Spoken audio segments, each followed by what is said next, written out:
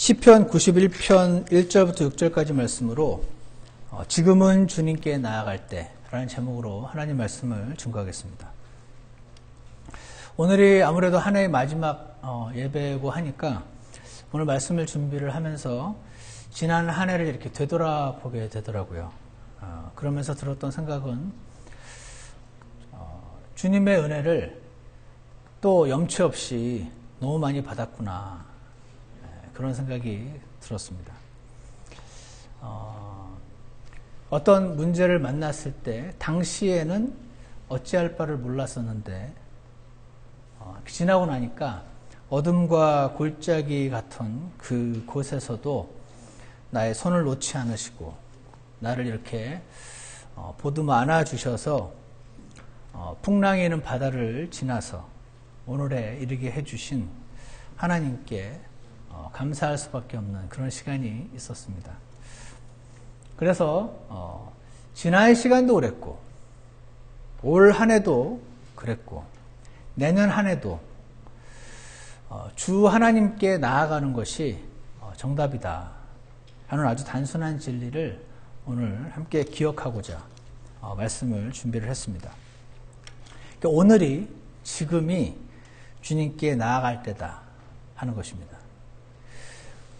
위기인 것 같은 지금이 주님께 나아갈 때다. 앞이 막막한 지금이 주님께 나아갈 때요. 가슴이 답답한 지금이 주님께 나아갈 때고, 속이 막 상하는 지금 주님께 나아갈 때인 것입니다. 이렇게 믿으십니까? 네. 바로 오늘 우리는 너무 어려워서 불가능한 게 없으신 전능하신 하나님의 그 크신 그늘 아래로 나아갈 때다 하는 것을 깨닫게 되는 시간으로 주께서 삼아주시기를 간절히 원합니다. 오늘 이제 본문을 잠깐 살펴보면서요, 주님께 나아가는 자는 누군가, 주님께 나아간단 말이 뭔가 하는 걸 조금 살펴보고, 그 다음에 그렇게 하나님께, 주님께 나아오는 자를 하나님께서는 어떻게 해주시겠다고 약속하고 계신가 하는 것을 조금 살펴보려고 합니다. 먼저 본문 91편, 10편 91편 1절과 2절을 한번 함께 읽어보겠습니다. 1절과 2절입니다. 시작. 지극히 높으신 이의 은밀한 곳에 거하는 자는 전능자의 그늘 밑에 거하리로다. 내가 주에 대하여 말하기를 그분은 나의 피난처시요 나의 요새시요 나의 하나님이시니 내가 그분을 신뢰하리라 하리로다. 오늘 본문에서요, 지극히 높으신 이, 즉 하나님이죠. 그분을 하나님의 은밀한 곳이라는 단어가 나옵니다. 은밀한 곳. 영어로 보시면 secret place라고 되어 있는데, 제가 사전을 찾아봤더니 이 단어가 a place suitable for hiding something, 어떤 장소가 있는데 뭔가 이렇게 싹 감춰놓기에 좋은 장소라고 합니다. 그래서 이 하나님의 은밀한 곳을 갖고 계시는 거예요. 뭔가를 감추기 좋은 곳. 그곳에 들어가는 사람, 그 사람은 전능자 하나님의 그늘 밑에 거하게 된다, 이렇게 말씀을 하시고 있습니다. 이 하나님의 은밀한 곳에 거하는 사람, 거기에 들어가는 사람, 어떤 사람인 것 같으세요? 하나님의 은밀한 곳에 들어가는 사람, 그냥 기도하는 사람인가 보다 하는 생각이 들었습니다. 기도하면은 하나님의 은밀한 곳에 들어가게 되는 거잖아요. 그 사람은 막 떼약볕이 내리쬐는 그 들판의 한가운데 서 있는 것이 아니고 그 하나님의 시원한 그늘 아래에 거하게 된다 하는 말씀을 지금 주시고 있는 것입니다. 이런 생각하실 때가 있죠. 왜 이렇게 힘들고 고달픈가?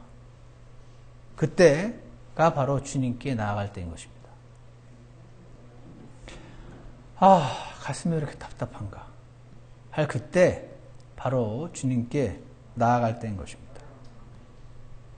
기도하는 사람이 주님의 그 은밀한 곳에 거하게 되는 사람인데요. 여러분, 누가 기도하죠?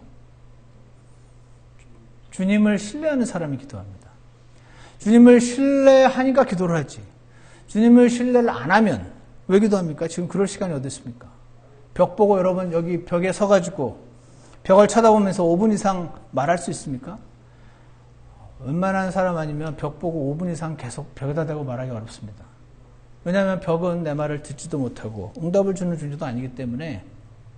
그러나 벽이 아니라 나의 기도에 응답을 주시는 하나님, 그분을 신뢰하는 사람은 기도가 가능해지는 것이죠. 그래서 어떤 내 삶의 실제적인 문제를 해결해 주신다, 하나님께서. 그 신뢰가 있으면 우리는 기도를 하게 되는 것입니다. 그래서 다른 구절을 제가 좀 살펴봤어요. 그 밑에 91편 4절 한번 보세요. 그분께서 자신의 깃털로 너를 덮으시리니. 하나님이 깃털이 있으세요? 없죠. 이것은 하나님을 어떤 따뜻한 털이 있는 새 같은 것으로 지금 비유하는 것입니다.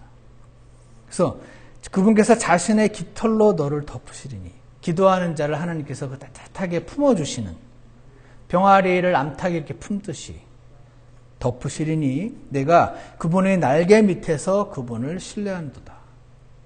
하나님 날개가 있습니까? 역시 마찬가지로 날개 있는 그 동물이 자신의 자녀들을 이렇게 품는 그러한 그림을 보여주고 있는 것입니다.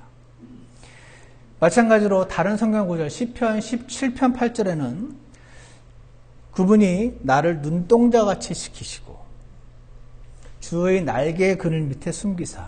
주의 날개의 그늘이라는 표현이 굉장히 많이 나옵니다.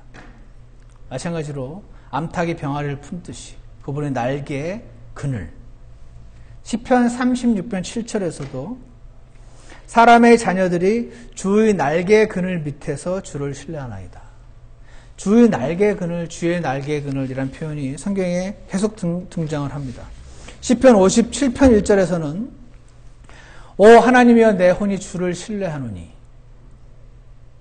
이 재난들이 지나갈 때까지 내가 주의 날개 그늘에 내 피난처를 두리이다.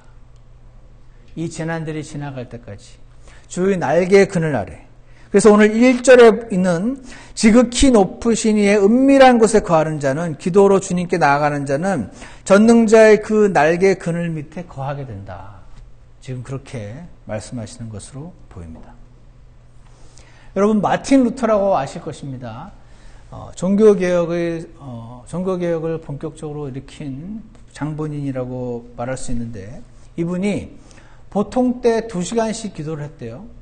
그러다가 그날 할 일이 너무 많으면 3시간으로 기도 시간을 늘렸다고 합니다. 들어보신 적 있습니까? 너무 일이 많거나 너무 어려운 일이 있으면 기도 시간을 3시간으로 늘렸대요. 이 루터의 후계자라고 말할 수 있는 필립 멜랑스턴이라는 사람이 있는데, 이 사람이 루터의 장례식에 설교자로 나와서 이런 말을 했습니다. 루터는 매일 시간을 떼어서 기도하던 사람이다. 이렇게 회고를 했다고 합니다. 제가 미국에 와서 장례식을 보니까 장례식장에 그 친한 사람들 가족들이 앞에 나와서 이 사람이 이런 사람이다, 이런 사람이었다라고 이렇게 회고하는 그런 시간이 있더라고요. 한국에는 그거 없거든요. 그래서 이 필립 멜랑스턴이 나와서 이렇게 회고했다라는 말을 들으면서 제가 그런 식으로 했나 보다라고 한번 떠올렸습니다. 여러분이 죽으시면 여러분의 아내나 남편이나 자식이 뭐라고 여러분을 회고할까요? 생각 한번 해보신 적 있으십니까? 우리 아버지는, 내 남편은, 내 아내는 매일 시간을 떼어서 고스톱을 치던 사람이다. 이렇게 회고하기보다는 매일 시간을 떼어서 기도하시는 분이었다. 이렇게 회고하게 만듭시다. 좋으시죠? 루터에게 어떤 사람이 보낸 편지가 있는데, Fight Dietrich라는 사람이 편지를 보냈는데, 거기에 루터는 매일 성경 연구를 하며 최소 3시간 이상 기도한다라는 문장이 실제로 등장을 합니다. 그래서 이 편지 때문에 루터가 2시간 기도하다가 3시간 기도했다, 이런 말들이 아까 그 필립 멜랑스턴의 그 회고사와 이런 편지 때문에 아주 유명해졌다고 합니다. 루터의 기도 시간이. 근데 여러분, 루터는요, 당시에 수도승이었어요. 수도승은 아무런 할 일이 없이 하루 종일 기도만 하면 되는 사람이었어요. 그래서 여러분이 나는 2시간, 3시간 나는 그렇게 못하는데 라고 너무 실망하실 필요가 없고요. 시간 길이가 중요한 것이 아니고 하루 중에 일부를 떼어서 꾸준히 주님께 기도하는 사람이 되시면 되겠습니다. 3시간 아니라 3분이라 할지라도 오늘부터 혹은 내년부터 나는 정기적으로 시간을 떼놓아서 나중에 내가 죽었을 때 내 남편은 하루에 3분씩 최소한 3분은 떼어서 기도하던 사람이었다. 이렇게 회고를 하도록 만들었으면 좋겠습니다. 그래서 여러분과 제가 지극히 높으신 이의 은밀한 곳에 거하는 자가 되어서 전능자의 그 떼약볕이 아니고 전능자의 그늘 아래, 시원한 그 그늘 아래 거하는 사람들이 되기를 소망합니다. 그래서 우리 내년에는 특히 성경 읽기 다시 시작하거든요. 그래서 꼭 3시간이 아니더라도 성경 읽기를 내년에 꼭 완독을 해보자. 결심하시는 오늘 하루가 되었으면 좋겠습니다. 그리고요, 30분 또는 3분이라도 떼어놓고 하나님께 나아가는 사람이었다. 이렇게 회고할 수 있게 만들어주는 그런 결심을 하는 오늘 하루가 되기를 소망합니다. 그러면요, 그렇게 하루에 일정한 시간을 떼어서 주님 앞에 나오는 자, 그 루터를 보니까 하루 종일 막 3시간 동안 계속 기도만 했던 것 같지는 않고요. 성경을 열심히 공부하고 그 성경 연구에 따라 반응해서 또 주님께 기도하고 그리고 또 하나님 말 이런 식으로 했던 것 같아요. 3시간을. 그것이 31분이든 30분이든 15분이든 하나님 말씀을 읽고 성경 읽기 하시다가 중간에 어떤 말씀에 멈춰서 기도하고 이런 시간이 여러분께 있기를 간절히 원합니다. 그래서 아마도 4절에 보시면 그분께서 자신의 깃털로 너를 덮으시리니 그렇게 기도로 나온 자들이죠. 내가 그분의 날개 밑에서 그분을 신뢰하리로다. 근데 그분의 진리가 그러니까 이 기도와 말씀은 그냥 2개가 아니라 하나로 봐야 될 것 같아요. 그분의 진리가. 아버지의 말씀은 진리이다. 그렇게 말씀하셨으니까. 그분의 말씀이 너의 큰 방패와 작은 방패가 되리니. 이렇게 말씀하신 것처럼 내년은요. 그렇게 시간을 떼어서 하나님 앞에 기도하고 말씀 보고 하는 시간이 꼭 정기적으로 있는 저와 여러분이 되기를 원합니다. 그러면 이런 사람들에게 하나님은 그렇게 하면 하나님이 어떻게 해주시겠다고 약속을 하시는 건가? 2가지만 오늘 좀 살펴보겠습니다. 첫 번째로요, 91편 3절을 보시면 그분께서 너를 새 사냥꾼의 올무에서와 해로운 역병에서 확실히 건지시리로다. 이렇게 말씀하십니다. 그렇게 주님 앞에 나아오고 기도로 나오고 말씀으로 나오면서 그분의 그 전능하신 분의 그늘 아래 거하고 그분의 그 은밀한 장소, 기도의 장소에 거하는 자들에게 약속하신 것은 새 사냥꾼이 있는데 새 사냥꾼의 올무에서 건져주시겠다고. 그리고 해로운 역병이 있는데 그 역병으로부터 확실히 건져주시겠다라고 약속을 하고 계십니다. 그러니까 이러한 사람들에게 하나님이 약속하시는 첫 번째는 위험한 상황으로부터 여러분과 제가 닥치는 위험한 상황으로부터 건져주시겠다. 그렇게 하면 그렇게 약속을 해주시는 것이라고 봐야 됩니다. 여러분 새 사냥꾼이 올가미를 놓고 새 잡는 거 보신 적 있으세요? 새 사냥꾼이요 올가미를 싹 이렇게 걸어서 놓습니다. 여러 개 막 풀어 놓습니다. 한 군데만 걸리게 되는 게 아니죠. 그 앞에 막 그 새가 좋아하는 음식을 막 뿌려 놓습니다. 모이를. 그리고 우리 새가 지나다니다가 저기 있어요. 모이 자기가 좋아하는 게. 그리로 갑니다. 가서 그거 먹으려다가 올가미에 덜컥 발이 걸리는 순간 끝이에요. 이제 새니까 깜짝 놀라서 막 거길 벗어나려고 막 버둥버둥 하더라고요. 그러면 올가미가 더 죄어져요. 이렇게 땡기면 땡길수록 더 죄어지면서 막 발버둥을 치다가 옆에 올가미에 또 한 발이 걸립니다. 꼼짝달싹 못하게 되어서 죽음에 이르게 되는 그 올가미. 그 올가미에 걸리는 새가 기도하지 않는 그리스도인이라면 그러한 우리들에게 있어서 새 사냥꾼은 누굽니까? 우리를 그렇게 올가미에 확 잡으려고 하는 새 사냥꾼. 사탄이죠.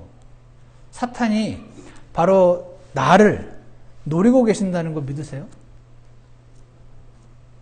대단하지 않습니까? 내가 뭐라고 나를 그렇게 노립니까? 대단히 유명한 목사님이나 신학자 노려야지. 나는 있는 듯 없는 듯 한 자인데 나를 과연 노릴까? 노릴까요? 사탄은요, 게으르지 않아요. 사탄은 굉장히 부지런합니다. 사탄은요, 뭐 귀찮아서 그냥 내버려 두는 거 이런 거 없습니다. 아주 에너제틱한 정력가입니다. 그리고요, 한꺼번에 확 다 무너뜨리려고 하지 않고, 한 사람씩 무너뜨리는 것을 그는 합니다.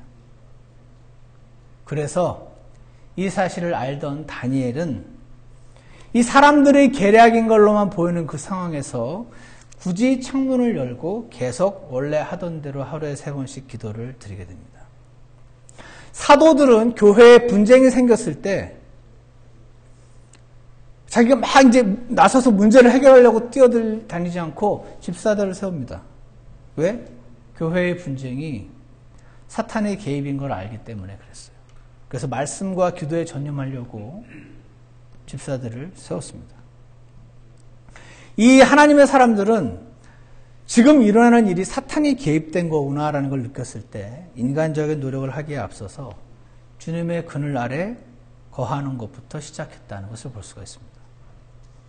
그랬을 때 하나님께서는 그들을 놀랍게 기적적으로 건져주셨어요. 여러분, 우리도 마찬가지입니다. 지금은 기도할 때인 것입니다. 주님의 은밀한 곳에 거하는 것이 저와 여러분이 해야 할 일인 줄 믿습니다. 시간을 떼어놓고 그분의 은밀한 곳에 거하시길 바랍니다. 그분의 날개의 그늘 아래로 피신하시는 저와 여러분이 되기를 원합니다. 그래서 거기서 힘을 얻으셔야 돼요. 거기서 우리의 생각이 새롭게 되어야 됩니다. 거기서 그 사람을 용서해 줄 힘을 얻는 것입니다. 내 앞의 새 사냥꾼 같은 사탄의 계획을 반드시 좌절시키기로 결심하시는 저와 여러분이 되기를 소망합니다. 왜 지금은 주님께 나아갈 때인가? 주님은 기도와 말씀으로 자신에게 나오는 자를 위험한 상황에서 확실히 건져주시겠다고 약속을 하시기 때문에 그렇고요. 두 번째 이유는 무엇입니까? 5절, 6절 한번 보겠습니다. 5절 보시면 내가 밤에 임하는 두려움과 낮에 날아드는 화살과 어둠 속에서 다니는 역병과 한낮에 피폐하게 하는 멸망을 무서워하지 아니하리로다 라고 되어 있습니다. 무서워하지 않게 해주겠다고. 뭔가 마땅히 무서워해야 되는 어떤 일인데 그 일을 무서워하지 않게 해주겠다고 말씀하십니다. 그래서 두 번째 이유는 주님께 나아오는 자를 두려움과 걱정에서 벗어나게 해주시겠다고 약속하시기 때문입니다. 예전에 어떤 한 자매님께 제가 자매님 걱정이 너무 많으셔요. 그 걱정에 대해서 이렇게 말씀을 하려고 했더니 목사님 저는 걱정은 많지 않아요. 저는 다만 두려울 뿐이에요. 그러더라고요. 근데 여러분 두려움이 걱정인 거 아세요? 안 두려우면 왜 걱정을 합니까? 기대하지. 두려움이 걱정이고 걱정이 두려움입니다. 여러분 뭔가를 걱정하고 있는 것은 내가 원하지 않는 그 일이 일어날까 봐 두려워서 걱정을 하는 것이거든요. 여러분 우리는요 갑자기 두려움에 덜컥 사로잡힐 때가 있습니다. 어떤 생각이요? 갑자기 머릿속에 쑥 들어오는 겁니다.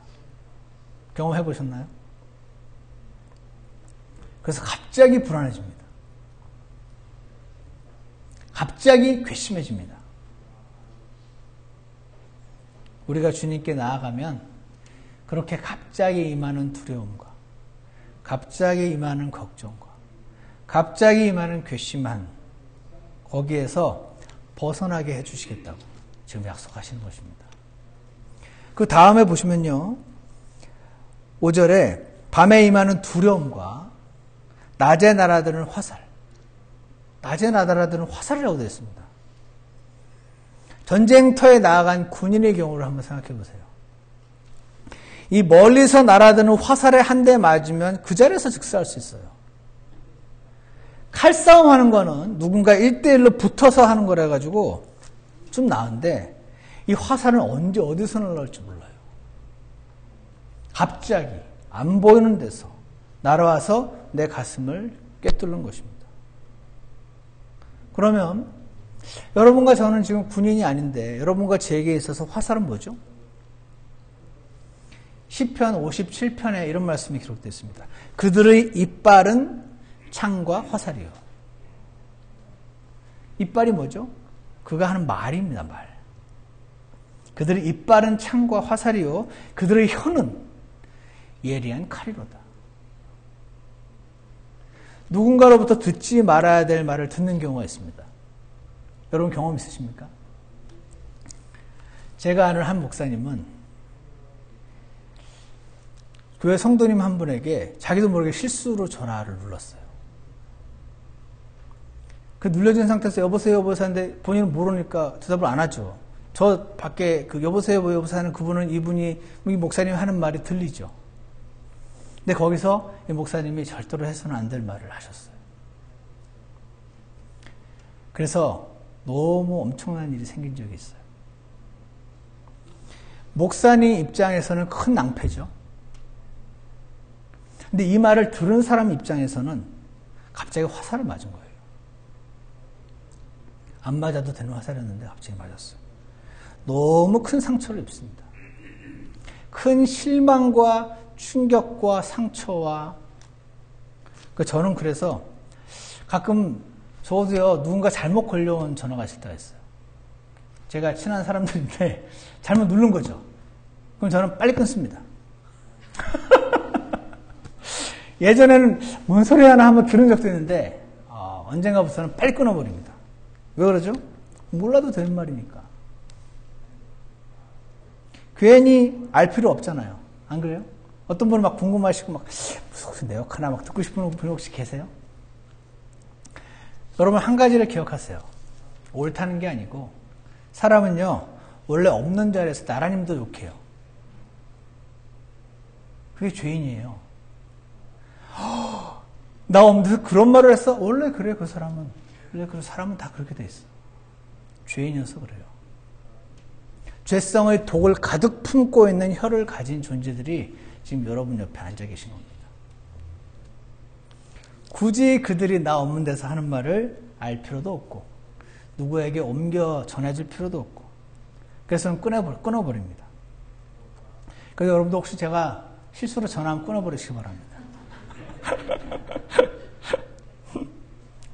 그리고 평상시에 전화 실수로 해도 들어도 상관없을 말을 하면서 살도록 주님 앞에 거하는 저 여러분이 되기를 또한 원합니다.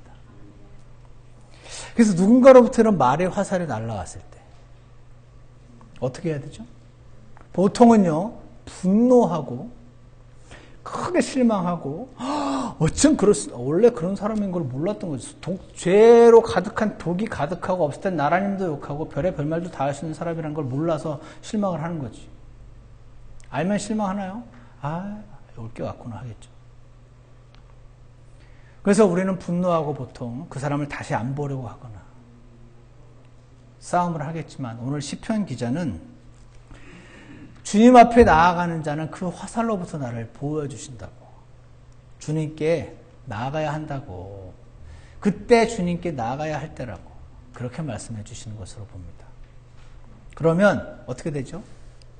그분께서 내 생각을 새롭게 해주시고 그런 말을 한 그 사람을 용서하고 이해하는 마음을 주시게 됩니다.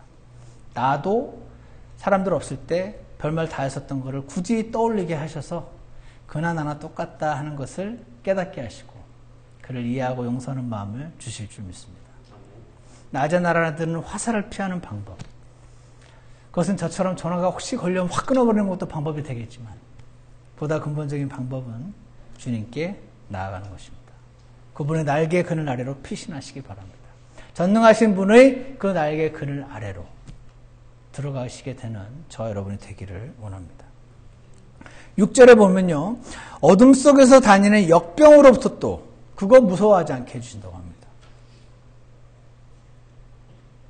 또 그 바로 뒤에는 한낮에 피폐하게 하는 멸망을 무서워하지 아니하리로다고 되어 있습니다. 딴 것들은 다 일반적인 명사인데 역병, 화살. 근데 이 마지막 피폐하게 하는 멸망. 이게 무슨 뜻인가 하고 좀 찾아봤어요. 이 피폐하게 하는 멸망. 이것은 무엇인가 보면은 피폐하게 하는이라는 단어가 그 옆에 영어로 있는 분들 보시면 피폐하게 하는 waste라고 되어 있어요. 그래서 to cause the destruction or undoing of 뭔가를 파괴하고 해체시켜버리는 그리고 멸망이라는 단어가 있는데 destruction 이 단어는 the termination of something by causing so much damage to it that it cannot be repaired or no longer exists 하는 뜻이더라고요. 다시 말해서 그냥 한순간에 그거를 턱 붙잡았다가 완전히 그냥 더 이상 가망이 없는 끝장나버리는 그런 거.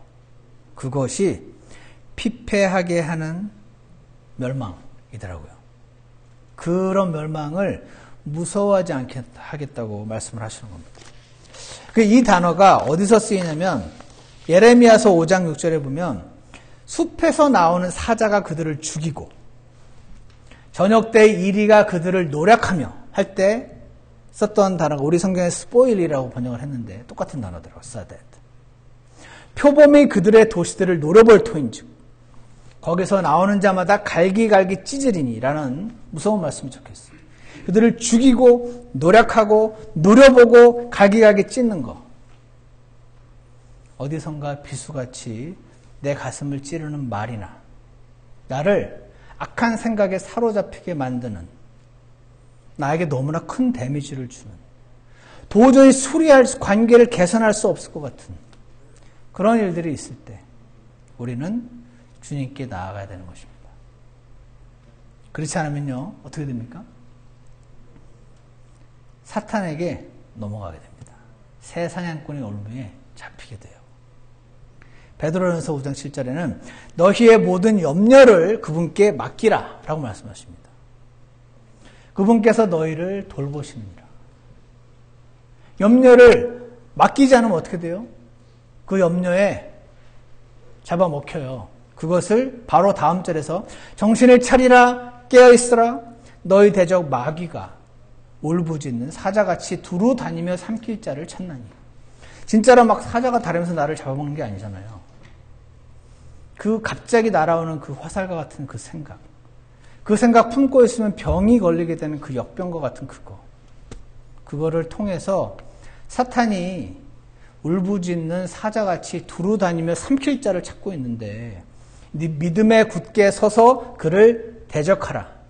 세상에 있는 너희 형제들도 동일한 고난을 겪는 줄 너희가 아느니라. 이렇게 말씀하시고 있습니다. 그래서 저는 이 말씀을 보면서 자칫하면 치명적이어서 나를 죽일 수도 있는 말의 화살. 내가 하는 말의 화살일 수도 있고 내가 들은 말의 화살일 수도 있고 그리고 내가 하게 하는 누군가를 병들게 하는 생각일 수도 있고 내가 병들게 하는 생각일 수도 있고 그 생각과 말 그것은 이미 하나님의 크신 용서를 받은 내가 누군가를 도저히 용서할 수 없을 것 같을 때 바로 그때 주님께 나아갈 때이고 그렇게 나아갈 때 주님께서 나를 새롭게 하셔서 그 사탄의 올무에 걸리지 않게 확실히 피하게 해주신다. 그것을 오늘 저와 여러분께 말씀해 주신다고 생각합니다. 그러면 나를 두려움에서 벗어나게 해주시고요. 걱정에서 벗어나게 해주시고 미움으로부터 벗어나게 해주시고 그래서 한 해를 마무리하면서 그리고 다가올 세월을 맞이하는 저희가 오늘 기억해야 될 것은 막 인생에 큰 풍랑이 있을 때만 주님께 나아가는 것이 아니고 매일 매순간 날마다 나와 함께 계시는 그분께 나아갈 때라는 사실을 우리가 기억하고 실천하는 한 해가 되시기를 간절히 원합니다. 지금은 주님께 나아갈 때인 이유는 그분이 그렇게 나오는 자들을 위험한 상황에서 건져주신다고 약속을 하셨고, 두 번째로는 그렇게 주님께 나오는 자들을 두려움에서, 걱정에서, 화살에서, 역병에서 벗어나게 해주시겠다고 약속을 하시기 때문에, 그래서 그런 것이죠. 내년에 성경 일독을 하면서 우리요, 그냥 기프트카드 받으려고 대충 떼우지 마시고 그 말씀을 읽으시면서 주님 따로 시간을 떼어서 주님께 나아가는 시간을 만드시는 저와 여러분의 되기를 축복합니다. 그래서 이 모든 거 약속해 주신 주님을 만나고 체험하는 저와 여러분이 되시기를 축복합니다. 기도하겠습니다. 참선하신 하나님 아버지, 우리에게는 정말 날마다 주님이 필요함을 이 시간 고백합니다. 오늘 이렇게 주일날 모여서 찬양을 하고 말씀을 듣고 함께 교제할 때는 그나마 조금 쉽지만 실제로 우리 집으로 돌아갔을 때, 그리고 주중에 순간순간 밀려드는 어떤 생각들과 들을 필요 없는, 굳이 들을 필요 없는 어떤 말들로 인해서, 생각들로 인해서 우리가 사탄의 올가미에 걸려들게 된 그런 상황 때마다 주님, 저희가 오늘 이 말씀을 기억하게 하시고 주님 앞에 나아가는 자들 되게 도와주시기를 간절히 원합니다. 주님께서 우리의 생각을 새롭게 하시고 우리가 할 수 없는 용서와 사랑과 두려움과 걱정으로부터 자유롭게 되는 그러한 성도의 삶 살다가 주님 만나게 될 수 있도록 주님 저희를 축복해 주시기를 간절히 원합니다. 한 해 동안 그렇게 일일이 하지 못할 때가 너무나 많았음에도 불구하고 그래도 여전히 은혜로 긍휼로 저희를 선대하신 하나님께서 내년 한 해도 저희를 그렇게 지켜주실 줄 믿습니다. 저희가 주님 앞에 더욱 나가는 자들 되게 도와주셔서 그러한 주님을 더욱 친밀히 알고 누리게 되는 저희가 되도록 인도하여 주시옵소서.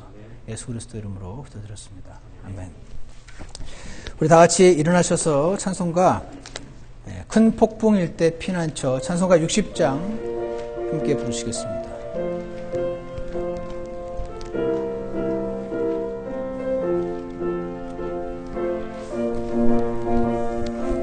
찬송가 60장입니다.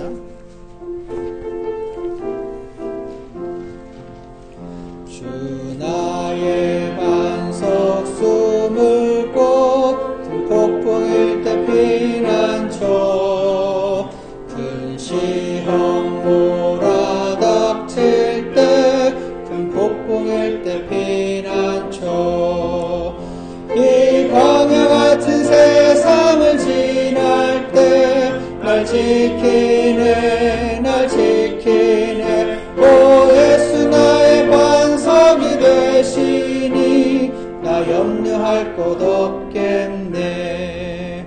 낮이나 깊은 밤이나 큰 폭풍일 때 피난처, 두려움과 근심이 말 때 큰 폭풍일 때 피난처, 이 광야 같은 세상을 지날 때 날 지키네, 날 지키네. 오 예수 나의 반석이 되시니 나 염려할 것 없겠네. 우리 잠깐 기도하는 시간을 갖겠습니다. 오늘 한 해를 마무리하는 마지막 예배 시간, 오늘 주신 주님의 말씀에 반응하셔서 주님께 여러분의 결심을 드리는 귀한 시간이 잠시 있기 원합니다. 자리에 앉아서 기도하셔도 좋습니다.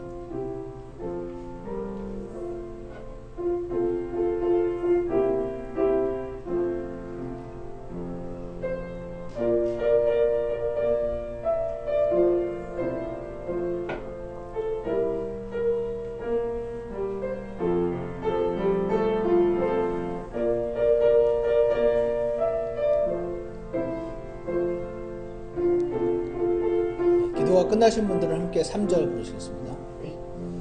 오 내게 안식 주신 주 큰 폭풍일 때 피난처, 늘 주님 내게 계시니 큰 폭풍일 때 피난처, 이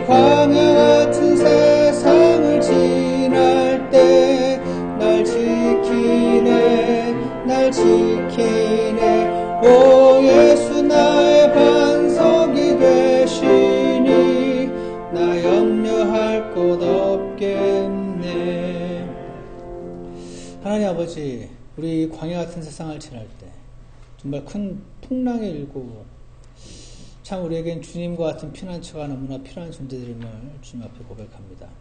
꼭 큰 폭풍이 아니더라도 우리 매일매일의 삶에서 우리를 순간순간 어렵게 만드는 크고 작은 폭풍이 일 때마다 주님 오늘 말씀을 기억하게 하시고 전능하신 분의 날개 그늘 아래로 피신처로 삼는 저희들 되게 도와주시옵소서. 따로 시간을 떼어놓고 말씀을 보고 따로 떼어서 주님 앞에 나아가는 시간을 갖는 모든 성도님들을 주님께서 축복해 주시고 주님의 선하신 약속을 체험하는 저희가 되도록 인도해 주시기를 원합니다. 감사를 드리며 예수 그리스도 이름으로 기도드렸습니다. 아멘. 예배를 마치겠습니다.